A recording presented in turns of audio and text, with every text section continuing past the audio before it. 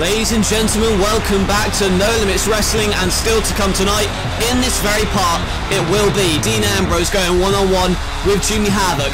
Terry Funk has said that he and Havoc have made it their mission to take out Ambrose. I'm sick of this. I'm sick of losing. I'm sick of being thrown out of every match. I am sick of all of this. I feel like I'm breaking. Well, I was cut off there, announcing what was happening, and, well, Hardy obviously frustrated over his loss earlier tonight in the King of the Ring. And speaking of the King of the Ring, last week, Kurt Angle got himself intentionally disqualified by low-blowing Neville. He saw that he was about to lose his unbeaten streak and therefore took the cheap way out. Neville has advanced, and Daniel Bryan had challenged Kurt Angle to a match back at Unchained. However, Kurt Angle has continuously tried to dodge the issue and dodge the challenge, in fact, and Daniel Bryan last week made it his mission to try and get the attention of Kurt Angle by saving Neville. However, Daniel Bryan has to put Kurt Angle at the back of his mind when he goes one-on-one with Kevin Owens in this King of the Ring quarter-final contest. And although Kurt Angle must be on Daniel Bryan's mind after all this past week on Metal, in his King of the Ring match against The Miz, Daniel Bryan used a couple of moves out of the playbook of Angle, so he's trying to get his attention any way he can. But here tonight, got to focus on this quarterfinal match against Kevin Owens, and they lock up. You see he has the arm, pushes him away, now the hip hold, and now trying to get out of this, and now he's got an arm lock, an arm bar, but you see Daniel Bryan kicks out, and Owens, on a path of destruction recently, seemingly angry at the commissioner. We don't know why though, but there you see, drop kick in the corner, but Owens kicks out. And Daniel Bryan, with those quick maneuvers and that technical prowess of his, is going to be something that Owens has to look out for. But Owens is no slouch. You can see the headlock on here, but the strength of Owens to lift him overhead with a almost like a belly-to-belly suplex there, deadlifting Daniel Bryan, and now trying to measure his man. What a chop, knife edge by Owens in the senton, and a nonchalant cover, but Daniel Bryan going to make him pay. Here's the bridge, and now there you see the double arm underhook suplex, and Bryan in control for the moment. Owens escapes to the outside for the time being. That is wise, but Bryan looks to go after him. Suicide dive, no! Good lord, what a kick. The super kick by Kevin Owens, stopping Daniel Bryan in mid-air. Couldn't get that suicide dive, and now a wheelbarrow suplex maybe. No! Wheelbarrow neck breaker.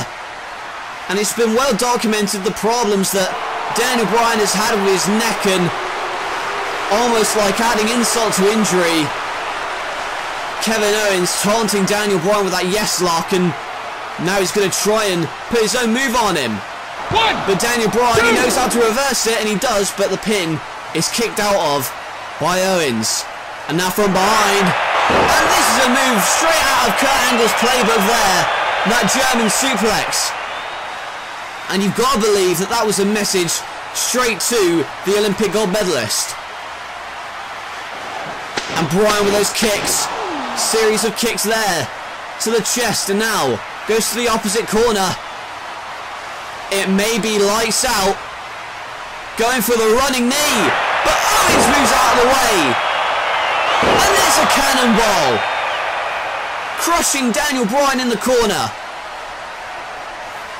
And Bryan tries to get to his feet. Owens picks him up. Pop-up powerbomb, no! Drop toe hold into the yes lock. The label lock by Bryan. This crossface going to look to try and tap him. Oh no. And now Angle is on the apron. He's been trying to dodge the challenge of Bryan over these past couple of weeks, and now he decides to show up. And with a pop-up powerbomb off of the distraction, and Kevin Owens is going through to the semi-finals thanks to Kurt Angle. And Daniel Bryan has been trying to get the attention of the unpinned, unsubmitted Olympic gold medalist Kurt Angle, and tonight He certainly got it.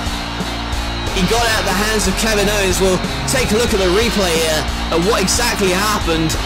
You see Daniel Bryan reverse the pop-up powerbomb into the LeBell Lock, and then Kurt Angle decided to make his presence felt when he ran down to ringside, but that momentary distraction costed Daniel Bryan, and instead it is Kevin Owens going through to the semi-finals of this King of the Ring tournament. And Angle has cost Daniel Bryan. He brushed off the threat of Daniel Bryan at Unchained, and last week Angle was... I'll fight you at Insurgents, you son of a bitch. Wow. Did you hear that?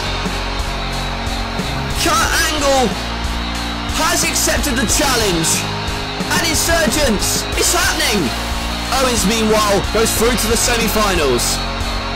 And it has been made official for Insurgents, the match that nobody ever expected to see. Kurt Angle versus Daniel Bryan. I am very much looking forward to that. Is Daniel Bryan going to be the man to end Kurt Angle's unbeaten run? We will see at Insurgents. Now let's move on to the X Division here in this company, and a man who has been trying to dodge every challenge that has come his way, Adam Cole. Safe to say, he's not exactly a fighting champion. Last week on this program, he taunted John Morrison before his match with The Undertaker, and it cost him. John Morrison threw Adam Cole to the wolves for a tombstone. Therefore, Adam Cole out of the King of the Ring thanks to John Morrison, although it didn't seem like he wanted any of The Undertaker anyway. Then it was this past week on Messel. John Morrison and Adam Cole signed for an X Division Championship match, a match that was in the making for months. However, Adam Cole complained of a neck injury following that tombstone from The Undertaker, and therefore the match didn't happen, but as you know, he seemed pretty fine with that super kick, and once again Adam Cole punked John Morrison. John Morrison, no doubt here tonight, was looking for revenge. However, Adam Cole had measures in place to ensure that that did not happen in his match against the newest acquisition in this company, Neville. I don't know when you're going to get the message through your thick skull, but John Morrison is not the #1 contender. He has done nothing to deserve a shot at my championship, and the reason I will not face him is because if I do, there's just going to be a load of other geeks and jobbers who are going to come walking in the door expecting to get a shot at the champ, baby. Now maybe I could defend this title in a week against you, but I still have a sore foot from kicking your face in on metal. So now tonight, I've got a match against Neville, another guy who wants to come in and try and challenge the champ. Now, even though this is a non-title match, I want to make damn sure that John Morrison doesn't step foot in this ring while I'm wrestling in it. So if John Morrison, you want to interfere like you did in my match against The Undertaker, well, that's fine by me, but you have to contend with the man who I have hired as my personal security guard for the night. Ladies and gentlemen, introducing Pentagon Jr. Well, if there's anybody you want holding you back and making sure that nobody's going to attack you, it's this guy. Pentagon Jr., the man who has been tearing it up on metal, breaking arms left and right, and if John Morrison makes his way to ringside, or even attempts to, Pentagon Jr. is going to be there to stop him and possibly break his arm at the request of Adam Cole. And now Cole, there you see that Hoshi-Goroshi, that knee buster, and Adam Cole in control as Pentagon Jr. watches his back at ringside. And Neville in trouble, and he has him held now, and oh, look at this. Well, here he comes, Pentagon Jr. or not, and Pentagon's going to try and stop him, but here is John Morrison, and in the ring, Adam Cole looking for the Florida Key, but a roll-up by Neville wasn't successful that time. And Adam Cole has employed the services of Pentagon Jr. to keep out Morrison, and oh, what a kick! And the collision on the outside, distracting Cole, and Neville on the top! Red Arrow! 1, 2, 3! And Neville has pinned the X Division champion! Adam Cole suffers a defeat at the hands of Neville. Neville with that spectacular Red Arrow gets the win, and on the outside, look at this. Pentagon Jr. about to break the arm of John Morrison. And here comes Neville to try and stop him, and he does, thankfully, for John Morrison's sake.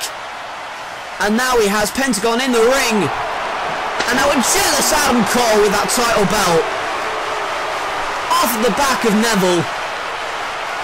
And Adam Cole and Pentagon Jr., this team, taking out Neville and John Morrison. And the champion is standing tall here. As Morrison...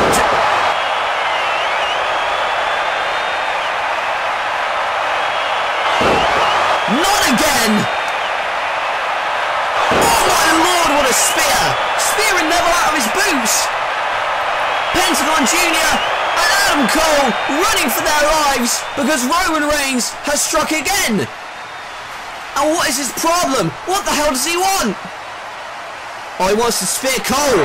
But Cole pushes Pentagon Jr. in the way of Roman Reigns! And Reigns spearing Pentagon right through the barricade! Cole pulling his security guard in front of the running, rampaging beast that is Roman Reigns. But what does he want? Why is he here? Why is he attacking everybody in sight? I want answers! I, for one, would like to know what Roman Reigns' deal is. What is he doing attacking all these wrestlers? Is there a specific target in mind, or just does he want to cause merry hell? I don't know, but still, regardless of that, Neville with a huge victory over the X-Division champion, Adam Cole not going to be happy with that. And I'm sure somebody who's not happy at the moment, being a champion himself, Seth Rollins. He issued an open challenge this past week on Metal for any member of the roster to challenge him for his Intercontinental Championship. However, I don't think even he expected the challenge that was going to come out. The ultimate opportunist Edge. Last week he debuted in a Battle Royal, however, came up short against Finn Balor in the closing moments of that Battle Royal, therefore not going to the world title match at Insurgents, but he saw an opportunity to gain the Intercontinental Championship, which, as we know, can be cashed in anytime, any place for a World Championship match. On Metal, Rollins had nothing to say to Edge. This week, however, he had a rebuttal. It was certainly convenient that you left before you gave me a chance to speak my piece this past week on Metal. Well, I have something to say to you. You talked about being the man around here, and you said that I would soon be the man. Well, let me tell you something, Edge. I am the man. I was before, I am now, I will be in the future. And you talked about facing all of these legends. Let me give you a list of the people that I've beaten since I've been here. Chris Jericho, he's gone. Finn Balor, I took his title. And Triple H, well, we know what happened to him. Edge, you were the man, but this isn't 2007, this is 2017, and the man in this year is Seth freaking Rollins. And they say respect your elders. All I see is a broken shell of his former self. I'm not going to treat you any differently because you're old. I'm not going to treat you any differently because you may have a bad neck. I am going to prove why I am the best wrestler in the world today, why I should be the Intercontinental Champion, and why Seth Rollins is the man to beat. If you want to go to the glory days where you are on top, you have first got to go through me. And the spear by Edge. You have to get through Rollins to get through the title. Well, Edge just speared his way through Rollins. And I, in turn, will not take it easy on you because you're some punk kid. I may be old, but I am still gonna spear you, and I am still gonna take back what is mine. That Intercontinental Championship. Well, Edge has turned up the heat on this rivalry that started on Metal as a challenge, and now it's become personal. It is the young lion versus the old veteran. Who is going to come out on top? Who is walking away with the title? Will it be Edge or will it be Rollins?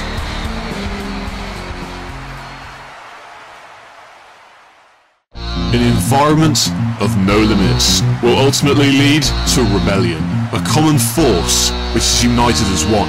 There are many tests you must go through to reach the promised land. The lawful authority have no control whatsoever on these wrestlers. Resistance, mutiny, insurgents.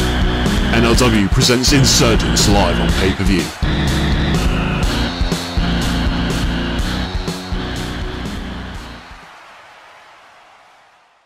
Seth, man, I tell you what, you were right. The discipline has severely dropped since I left last time. It's a good thing Austin isn't here. It'd be even worse. And speaking of that, since Austin isn't here, I want to grant you a favour. I know we go way back, but here's the deal. You're the champion. I'll give you the night off next week. Edge, on the other hand, for what he did to you, I think he should be punished. And before you say anything, it's already been signed. Next week, I'm putting Edge in the ring in a one-on-one match against Brock Lesnar. I guess it helps to have friends in high places. Seth Rollins found that out firsthand. Next week, Brock Lesnar, in the mood he's in, taking on Edge. That is going to give Edge a serious disadvantage heading into the Intercontinental title match at Insurgents. And there's another match we thought was going to happen at Insurgents, but instead it is happening right up next. And before we go to that match, let us take you through the series of events that has led to tonight. Jimmy Havoc has been hyped for weeks, but it happened at Unchained following Dean Ambrose's match at Unchained. Jimmy Havoc and Terry Funk stormed the ring, attacked Dean Ambrose and left him laying. They did the same thing last week in the Battle Royal, eliminating Dean Ambrose from that match, costing him a shot at the World Championship. Following these beatdowns, it was this past week on Metal where Terry Funk explained his and Havoc's actions, saying that he was displeased with the fact that Dean Ambrose was being compared to him, that the term hardcore icon was invented by Terry Funk, and that Jimmy Havoc was here to end Dean Ambrose. And with a rivalry as heated as this one, you've got to wonder how far they're going to take it. It is Dean Ambrose versus Jimmy Havoc, and it's happening right now. Undoubtedly, this is the biggest match of Jimmy Havoc's career to date. He has got Terry Funk in his corner, and he's about to be standing across the ring from the lunatic fringe, Dean Ambrose, a man who was voted into this company by its audience, and there's a reason for that. He is very popular, but he gets the job done in the ring, and that might be why Terry Funk and Jimmy Havoc hate this man so much, because of how popular he is. And now you can see, not waiting for the bell, Ambrose goes right after Havoc, and Terry Funk at ringside, going to be motivation for Havoc as Ambrose throws Havoc to the outside.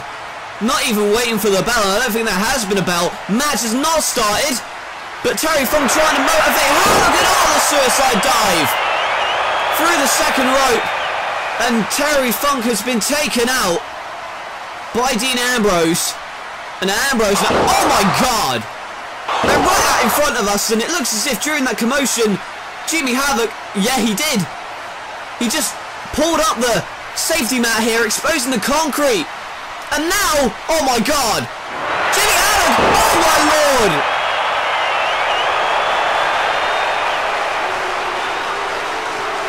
Jimmy Havoc with that inverted pile driver onto the, good god, onto the concrete. Not even going to allow this match to get underway, and there's no, there's EMTs immediately rushed to the scene of this, and Jimmy Havoc, no doubt he's sadistic, but he took it to a whole new level tonight, luring Dean Ambrose into a trap. And I think it's best that we maybe take a break here and regroup. But Dean Ambrose, man, he's out. But I'm sorry for the abrupt way that we ended this show here tonight, but in our next part, it is going to be a gauntlet match. Finn Balor going against Shawn Michaels, AJ Styles, and the champion CM Punk. We'll see you after the break.